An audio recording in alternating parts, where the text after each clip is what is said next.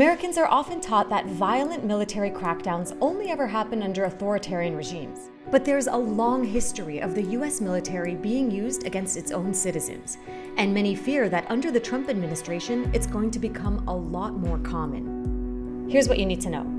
On June 6th, ICE agents launched violent immigration raids across Los Angeles, bursting into businesses in broad daylight and arresting dozens. Communities quickly mobilized in protest, leading to standoffs and confrontations. Then President Donald Trump called in the National Guard and the Marines. That's right, the military. The National Guard aren't police. They're reserve military units and were even deployed overseas in Iraq and Afghanistan. But this isn't the first time US troops have been deployed on US streets. Here are just some examples.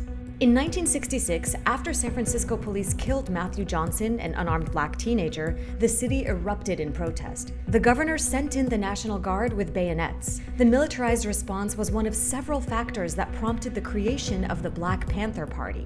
During protests against the Vietnam War in 1970, the Ohio National Guard opened fire on students at Kent State University. They killed 4 and wounded 9 others. In 1992, massive protests broke out in Los Angeles after a jury acquitted 4 mostly white police officers who were filmed brutally beating black motorist Rodney King during a traffic stop.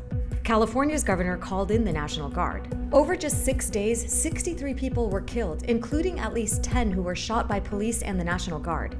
Fast forward to 2020. In the wake of the police murder of George Floyd in Minneapolis, federal law enforcement was deployed to quell mass protests in over a dozen cities. In DC, the National Guard used tear gas to help clear peaceful protesters so Trump could pose for a photo op with a Bible.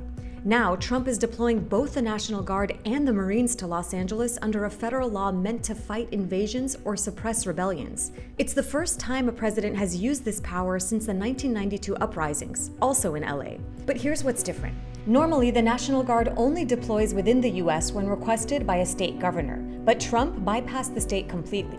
The last time a president did that was in 1965 to protect protesters marching for civil rights in the South. Now, Trump is using that same power not to protect protesters, but to crush them. It's all part of a broader pattern. From mass deportations to campus repression, Washington has escalated its use of force to silence dissent and criminalize marginalized communities. Critics have long noted a boomerang effect, where the same tools and tactics the US uses to enforce its interests and crush resistance abroad are now increasingly being used to suppress protests and dissent at home.